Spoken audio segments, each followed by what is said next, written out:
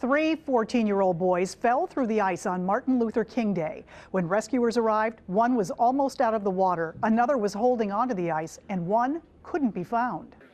8th grader John Smith is doing something doctors never believed would be possible. I don't really remember much about it, to be honest. He is walking and talking, here with his pastor Jason Noble by his side, and trying to make sense of how he's not just alive, but thriving after being underwater for 15 minutes. Listening to what the paramedics and doctors said, I'm pretty surprised on the outcome. An outcome some say fits in with all of the other miracles that day and in the days that followed. Like the fact Lake St. Louis fire and emergency crews had just practiced ice rescues the week before they pulled John out. And the doctor who was on duty in the emergency room at SSM St. Joseph Hospital West the day of the accident, Dr. Kent Suter, whose daughter is in the same class with John at Living Word Christian School. And in my mind, this is a very grim, very poor chance at survival. Dr. Suter and his team performed CPR on John for 27 minutes with no success. The question was raised, how long should they continue? Everybody says, well, the cold helped him. He was dead for over 45 minutes. What happened next defies explanation. Dr. Suter called John's mother into the room to give her the news. John's mom came in and started praying loudly. I don't remember what all I said, but I remember telling God, please send your Holy Spirit to save my son. I want my son, please save him. And they hadn't been getting a pulse at that time, and so all of a sudden I heard them start saying, we've got a pulse, we've got a pulse. Within a matter of a minute or two, his heart started again.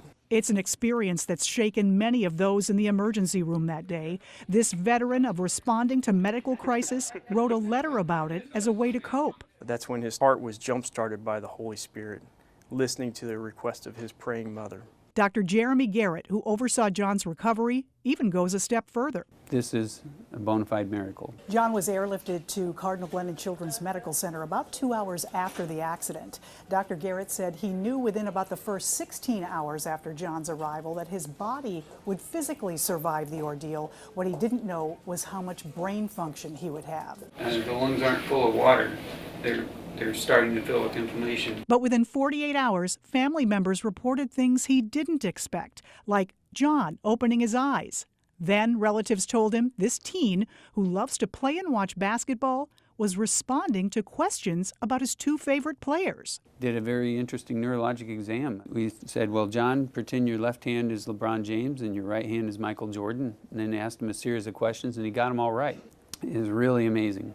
What's happened since then has been a dizzying rate of continuous recovery, one even doctors are trying to keep up with.